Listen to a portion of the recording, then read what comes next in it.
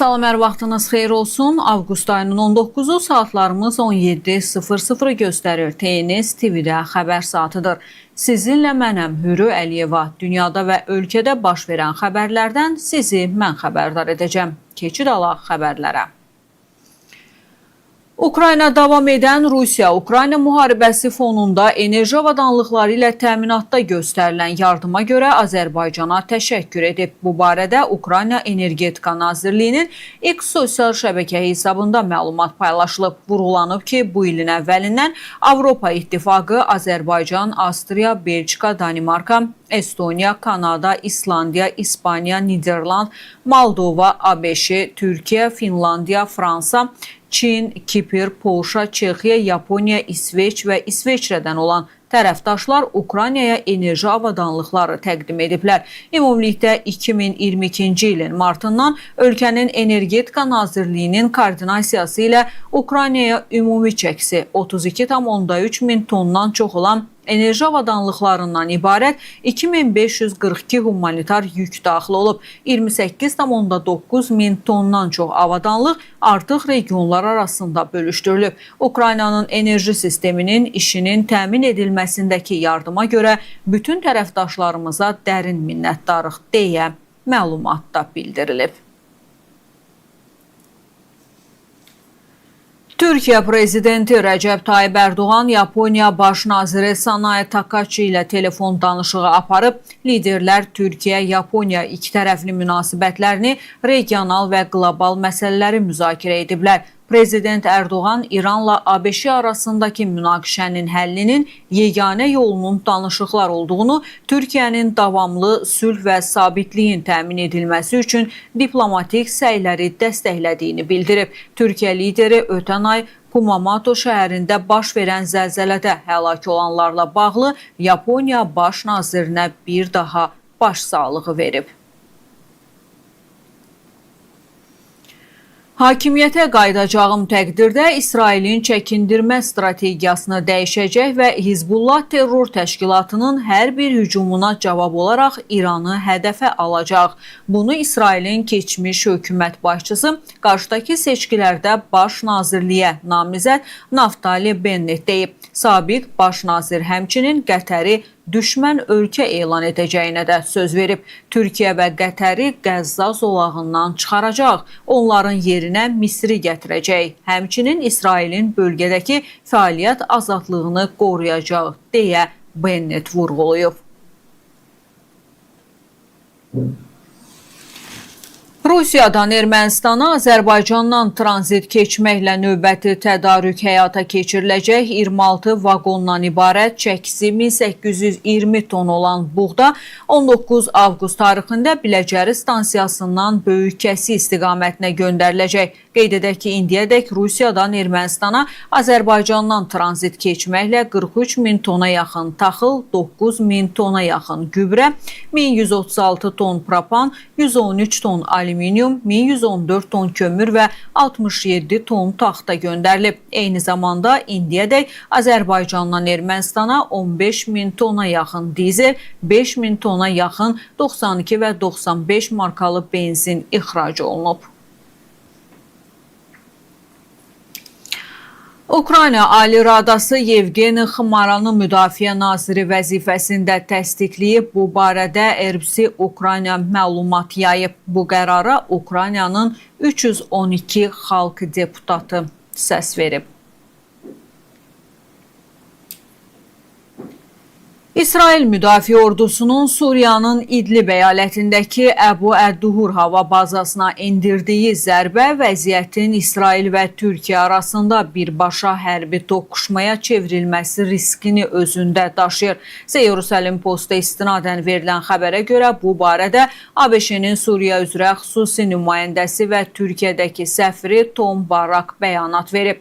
Türkiyə qüvvələri İsrail təyyarələrinin bu konkret Suriya bazasına doğru istiqamətləndirdiyini bilmirdilər və onların əməliyyatının məqsədindən xəbərdar deyildilər. Buna görə də onlar özlərinin hücuma məruz qaldığını düşünərək öz təyyarələrini havaya qaldıra bilərdilər deyə Barak bildirib. Barak baş verəni narahat doğuran ciddi insident adlandırıb. Lakin onun sözlərinə görə ABŞ itki və eskalasiya olmamasından narahatlıq hiss edir.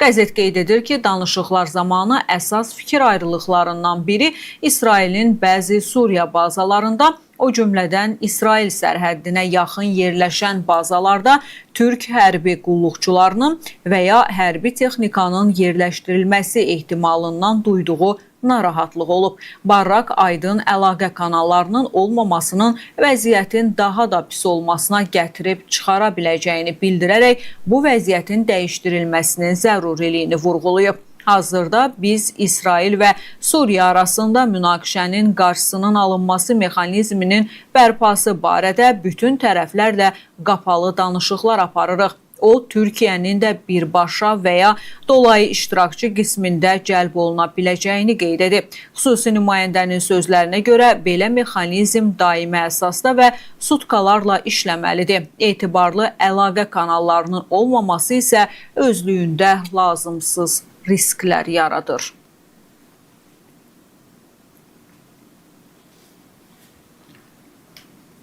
Artıq 5 ilə yaxındır Ukrayna ilə davam edən müharibə Rusiya iqtisadiyyatını darmadağın edib. Bu barədə The Times-ın məqaləsində qeyd olunub. Nəşr yazır ki, bu sadəcə Rusların sosial rifahının zəifləməsinə deyil, həm də Kreml üçün təhlükəli siyasi böhrana səbəb ola bilər. Məlumata görə Rusiya prezidenti Vladimir Putin Ukraynaya son dağıdıcı zərbə endirmək və müharibənin gedişatını dəyişdirmək üçün ölkədə səfərbərlik elan edə bilər. Amma Moskvada olan ekspertlər anlayırlar ki, Rusiya bu kimi hücumları sonsuza dək maliyyələşdirə bilməz. Nəşr bildirir ki, müharibənin davam etməsi Rusiya iqtisadiyyatına daha ağır zərbələr vuracaq. Lakin hökumətin hərbi xərcləri artırmaq üçün imkanları olduqca zəifdir.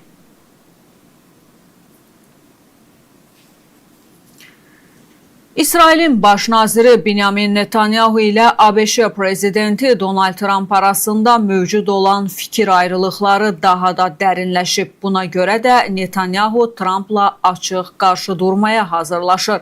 Bu barədə Al Monitor İsrail hökumətindəki mənbələrə istinadən məlumat yayıb. Nəşr yazır ki, liderlər arasında vəziyyətin gərginləşməsinə səbəb Qəzza zolağı və Livanda İsrailin hərbi mövcudluğu məsələsində fikirlərin üst-üstə düşməməsidir. Netanyahu Trumpın İsrailin son qərar və bəyanatlarında İsrailin maraqlarını əvvəlki qədər çox nəzərə almadığını düşünür. Bu da liderlər arasında münasibətlərin gərginləşməsinə səbəb olur.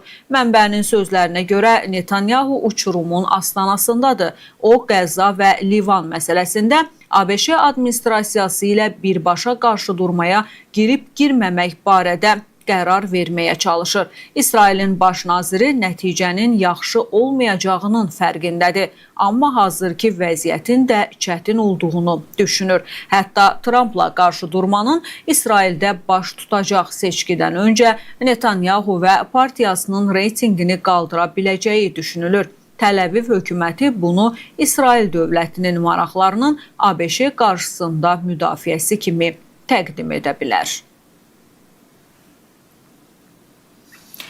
ABŞ və Ermənistan arasında TRIP layihəsi müzakirə edilib. Bu barədə Ermənistan Milli Təhlükəsizlik Şurasının katibi Alen Simonyan X hesabında bildirib. O, ABŞ konqresmeni Abraham Hamade ilə görüşü zamanı regional vəziyyəti, TRIP layihəsini və qarşılıqlı maraq doğuran məsələləri müzakirə etdiyini bildirib. Rusiya və Ukrayna arasında 103-ün 103-ə prinsipi üzrə əsir mübadiləsi həyata keçirilib. Bu barədə Rusiya Müdafiə Nazirliyi məlumat yayıb. Məlumata görə əsir mübadiləsi Birləşmiş Ərəb Əmirliyinin vasitəçiliyi ilə baş tutub. Rusiyalı əsirlərin hazırda Belarusda olduğu, lazımi tibbi yardım aldığı, sonra isə Rusiyaya gətiriləcəyi bildirilib. Kenyanın Ololokve dağında helikopter qəzaya uğrayıb. Helikopterdə olan 6 nəfərin hamısı ölüb. hələlik ölənlərin kimliyi müəyyən edilməyib. Yerli media helikopterdə turistlərin olduğunu bildirir. Kenya Qırmızı Xaç Komitəsi qəzanın baş verdiyi yerin hələlik əlçatan olmadığını, ilkin mənzərə ilə tanış olmaq üçün dronlardan istifadə edildiyini açıqlayıb. Kenya Nəqliyyat Nazirliyi məsələ ilə bağlı araşdırmanın aparılacağını qeyd edib. Fly Dubai və Air Arabia uçuşları İranın hava məkanından həyata keçirməyə başlayıblar. Tehran verdiyi məlumata görə İran Mülki Aviasiya Təşkilatı Fly Dubai və Air Arabia aviaşirkətlərinin İranın hava məkanından uçuş həyata keçirməsinə icazə verdiyini bildiriblər. İran Mülki Aviasiya Təşkilatının məlumatına əsasən, təşkilatın aviasiya əməliyyatlarına nəzarət idarəsinin apardığı işlər və İran hava limanları və hava naviqasiyası şirkətinin hava hərəkətinə nəzarət baş idarəsi ilə koordinasiya nəticəsində Fly Dubai və Air Arabia aviaşirkətlərinin uçuşları İran İslam Respublikasının hava məkanı üzərindən həyata keçirilməyə başlayıb. Məlumata görə bu addım Omanla aparılan davamlı danışıqlar və məsləhətləşmələrdən sonra xarici aviaşirkətlərin İranın hava məkanından tranzit keçidinin asanlaşdırılması və genişləndirilməsi məqsədi ilə həyata keçirilib. Bildirilib ki, aparılan çoxsaylı müzakirələr nəticəsində Fly Dubai aviaşirkətinə ölkənin hava məkanından istifadə üçün mövsümi uçuş icazəsi də verilib. Suriya neft şirkəti təxribat nəticəsində partlayışın baş verdiyi Haseki əyalətində qaz kəmərinin bərpası üzrə işlər aparır. Bu barədə Suriya neft şirkətinin məlumatında bildirilib. Çərşənbə axşamı səhər saat 4-də Hesekenin kənd ərazisindəki Cibesa qaz emalı zavodundan uzanan qaz kəmərində baş verən partlayış qazın nəqlinin dayanmasına səbəb olan qəsdən törədilmiş təxribat nəticəsində baş verib. İlkin araşdırma və hadisə yerinə dərhal baxış keçirilməsi partlayışın qəsdən törədilmiş təxribat aktının nəticəsi olduğunu göstərdi deyə məlumatda qeyd olunub. Nəticədə fasilələr bir sıra elektrik enerjisi turbinlərinə, qaz tədarükünə təsir göstərib. Buna görə də şirkət çatışmazlığı mövcud alternativlər hesabına kompensasiya etmək üçün öz hərəkətlərini Suriya Elektrik Enerjisi şirkəti ilə koordinasiya edir. Suriya neft şirkəti həmçinin bildirib ki, öz neft-qaz obyektlərinin və nəqliyyat boru kəmərlərinin mühafizəsinin gücləndirilməsi üzrə əlavə tədbirlərə başlayıb. İran Silahlı Qüvvələri Fars körfəzi ölkələrinə ABŞ hərbiçilərinə yardım göstərməyin yol verilməzliyi barədə xəbərdarlıq edərək, bu cür dəstəyin onun hərbi əməliyyatlarında iştiraki kimi qiymətləndirəcəyini bildirib. Bu barədə The Times of Israel qəzeti İran Silahlı Qüvvələrinin baş qərargah rəisi Əli Abdullahaninin bəyanatına istinadən məlumat yayıb. Biz xəbərdarlıq edirik ki, ABŞ Silahlı Qüvvələrinə göstərilən hər hansı yardım və ya dəstək ABŞ-nin hərbi əməliyyatında iştirak etmək demək olacaq. Bu qədər çox sayda hərbi təyyarənin, xüsusən də yanacaq daşıyan təyyarənin qəbul edən ölkələrin xəbəri olmadan regiondakı bazalarda yerləşməsi çox da inandırıcı görünmür deyə baş qərargah rəisi bildirib. Braziliyada avtobusla yük maşınının toqquşması nəticəsində 22 nəfər ölüb, 5 nəfər yaralanıb. Bu barədə yolun aeroportu operatoru olan şirkət məlumat verib. İlkin məlumata görə yük maşını əks hərəkət zolağına çıxaraq avtobusla toqquşub. Hadisənin təfərrüatları hadisə yerində aparılan araşdırma zamanı müəyyənləşdirilir deyə məlumatda bildirilib. Qeyd olunur ki, ölənlərin əksəriyyəti Imbituver şəhər meriyasının Səhiyyə departamentinə məxsus mikroavtobusun sərnişinləri olub.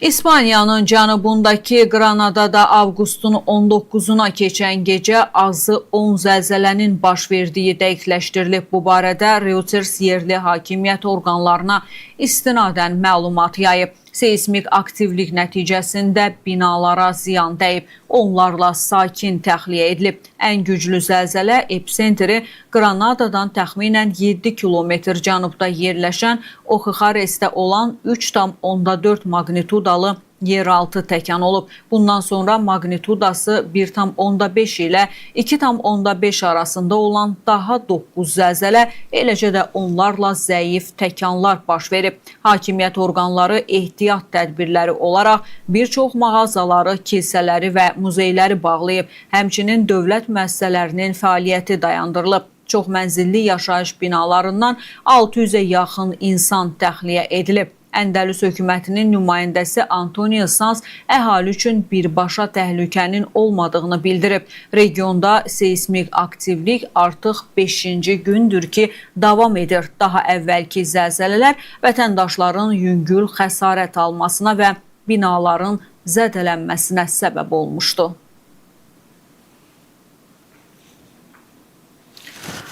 Rusiyanın Altay Respublikasının Artıbaş kəndində ayı turistlərin çadırına hücum edərək bir qızı meşəyə sürüyüb aparıb.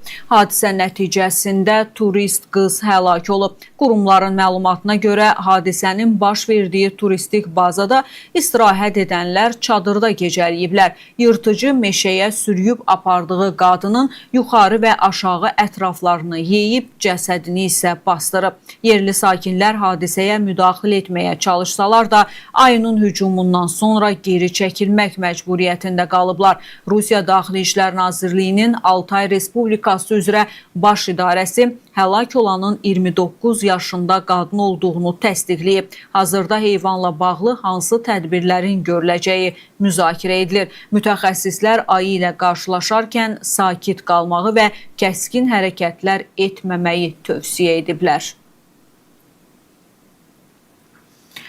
Yerli xəbərlərlə davam edirik. Orta ixtisas təhsili müəssisələrinə təhsil alanların qeydiyyat prosesi başlayıb. Bu barədə Elm və Təhsil Nazirliyi məlumat verib. Bildirilib ki, qeydiyyat prosesi MyGovAZ platforması üzərindən bugündən saat 15:00-dan etibarən 31 avqust saat 18:00-dək davam edəcək. Müraciət edəcək şəxslərdən məlumatları nəzərə almaları xahiş olunur. Tələbə qəbulu üçün qeydiyyat yalnız MyGovAZ platforması vasitəsilə aparılır. Şəkilsiz, köhnə nəsil şəxsiyyət vəsiqəsi olan şəxslər MyGovAZ-da qeydiyyatdan keçmək üçün şəxsiyyət vərəqəsini mütləq şəkildə yeniləməlidirlər. 15 yaşına çatmamış vətəndaşlar MyGovAZ-da şəxsi kabinetlərini simar rəqəmsal imza ilə açmalıdırlar.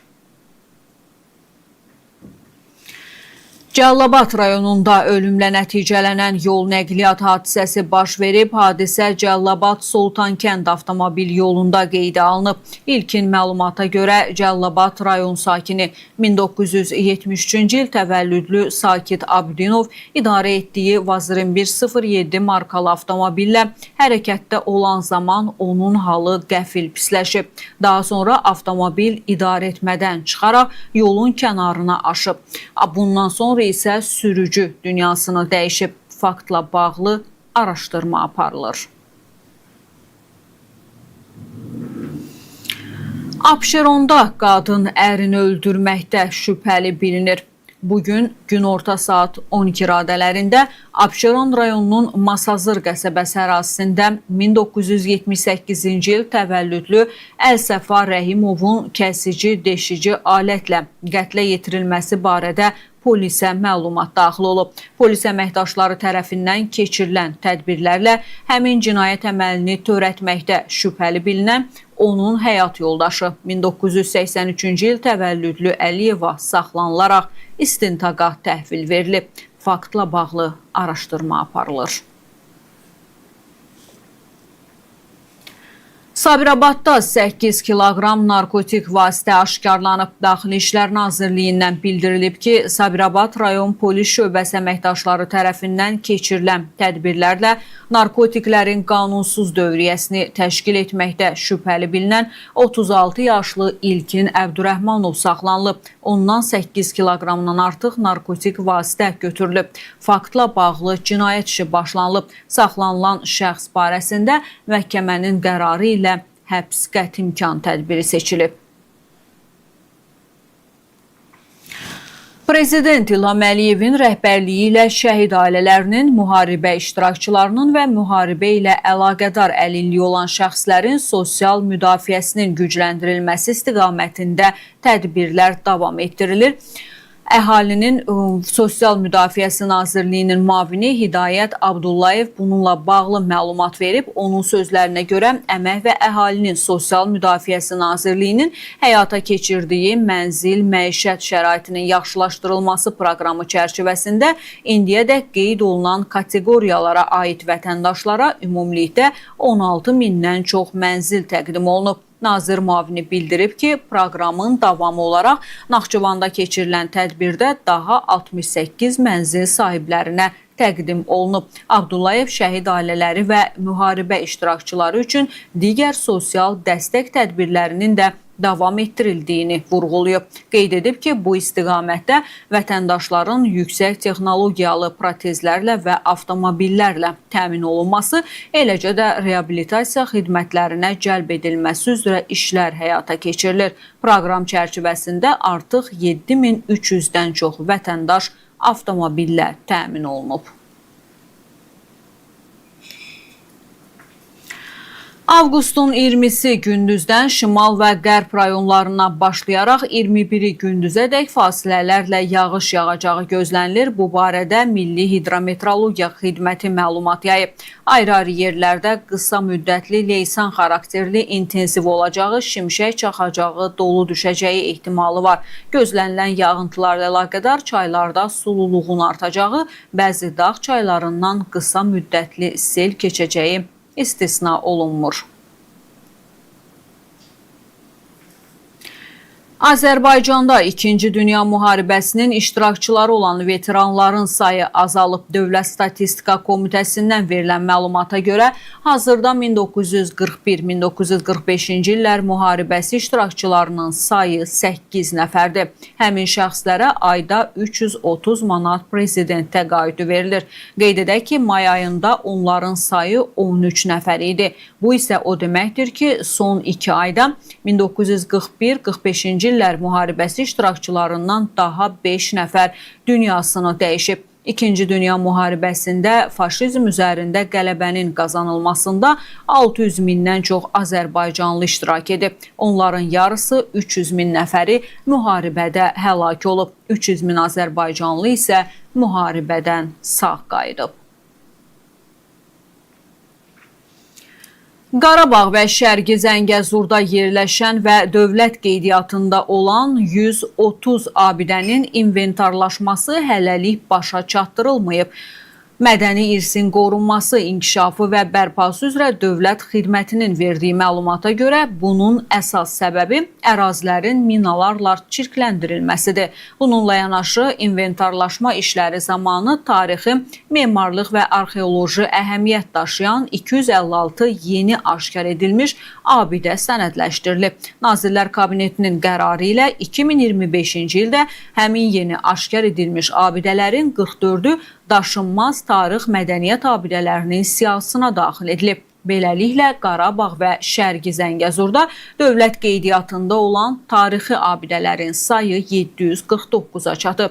Qalan 212 yeni aşkar edilmiş abidənin də dövlət qeydiyyatına salınması istiqamətində qanunvericiliyə uyğun tədbirlər görülür. Mərhələli şəkildə həm Qarabağ və Şərqi Zəngəzurda, həm də ölkəmizin digər ərazilərində yerləşən yeni aşkar edilmiş abidələrin dövlət mühafizəsinə götürülməsi məsələsinə Mədəniyyət Nazirliyi yanında daşınmaz mədəni sərvətlərin müəyyən edilməsi üzrə ekspert şurasında baxılır deyə rəsmi məlumatda vurğulanıb. Daxili İşlər Nazirliyi Kibercinayətkarlıqla Mübarizə Baş İdarəsi tərəfindən internet informasiya resurslarından istifadə etməklə xaricdən idarə edilən onlayn qumar oyunlarının təşkili və əlaqəli qanunsuz əməllər törədən mütəşəkkil dəstənin üzvlərinin saxlanılması istiqamətində həyata keçirilən əməliyyat tədbirləri yekunlaşıb. Kiberpolisin Gürcüstan Respublikasında yerli hüquq mühafizə orqanları ilə birgə keçirdiyi tədbirlərlə platformada Martin Kazino və digər adlar altında qanunsuz qumar oyunlarının təşkilində təqsirli bilinərək axtarışda olan cinayətkar qruplaşmanın rəhbəri Əliyev Anar İslamoğlu saxlanılaraq ölkəyə gətirilib. Aparılmış araşdırmalarla müəyyən edilib ki, Anar Əliyev mütəşəkkil dəstə yaradaraq xarici ölkələrdə təşkil etdiyi qanunsuz mərc və kazino oyunlarına Azərbaycan vətəndaşlarından ibarət şəxsləri cəlb edib. O, həmin şəxsləri Tbilisi və digər şəhərlərdə icarəyə götürdüyü evlərə yerləşdirərək onlayn kazino və qumar oyunları təşkilini həyata keçirib.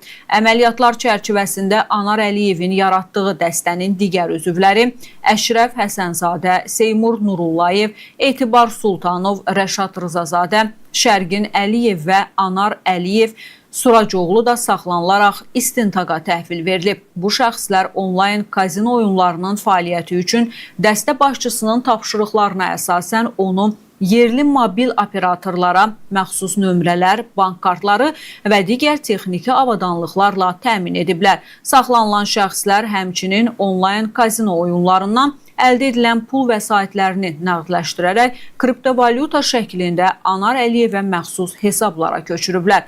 Qanunsuz yolla əldə olunmuş pul vəsaitlərinin bir hissəsini isə daşınan və daşınmaz əmlakların alınması yolu ilə leqallaşdırılması istintaq zamanı sübuta yetirilib. Saxlanılan zaman dəstə üzvlərindən çoxsaylı elektron daşıyıcılar, bank kartları və digər əşyalar aşkarlanaraq maddi sübut kimi götürülüb. Qeyd olunan şəxslərə baş idarədə ittiham elan edilib və onlar cinayət məsuliyyətinə cəlb olunublar. Məhkəmənin qərarı ilə onlar barəsində həbs qəti imkan tədbiri seçilib. Göstərilən qanuna zidd əməllərin törədilməsində iştirak edən digər şəxslərlə bağlı da əməliyyat istintaq tədbirləri davam etdirilir. Paytaxtın Yasamal rayon ərazisində yerləşən mənzillərin birində dəyəri 10.000 manat olan qızıl zinət əşyaları oğurlanıb. Daxili İşlər Nazirliyindən verilən məlumata görə polis əməkdaşları tərəfindən həyata keçirilən tədbirlərlə əməli törətməkdə şübhəli bilinən 52 yaşlı Babayeva müəyyən edilərək saxlanılıb. Onun qızıl zinət əşyalarını satdığı məlum olub, araşdırma aparılır. Azərbaycan Respublikası Qida Təhlükəsizliyi Agentliyinin əməkdaşları tərəfindən Lənkəran rayonu Stəmurdov kəndində fəaliyyət göstərən Hüseynov Rüfət Almasoğluna məxsus toyuq kəsimi müəssisəsində yoxlama aparılıb. Aktadan bildirilib ki, yoxlama zamanı qida təhlükəsizliyi sahəsində normativ hüquqi aktların tələblərinin pozulduğu, obyektin icazəsi olmadan fəaliyyət göstərdiyi aşkarlanıb. Həmçinin diri quşların müşayiət edici sənədlərinin olmadığı, antisanitar şəraitdə baytarlıq sanitariya nəzarəti olmadan kəsildiyi müəyyən edilib. Eləcə də digər sanitar, gigiyenik və sanitar texniki tələblərin pozulduğu aşkarlanıb. Məhsullardan nümunələr götürülərək laborator müayinələrə cəlb olunub. Müəssisənin fəaliyyəti məhdudlaşdırılıb və rəhbərliyi barəsində inzibati protokol tərtib edilib. Qida zəncirində təhlükəsizliyin təmin olunması və əhalinin sağlamlığının qorunması üçün heyvan və quş kəsimi mütləq baytarlıq nəzarəti altında aparılmalıdır.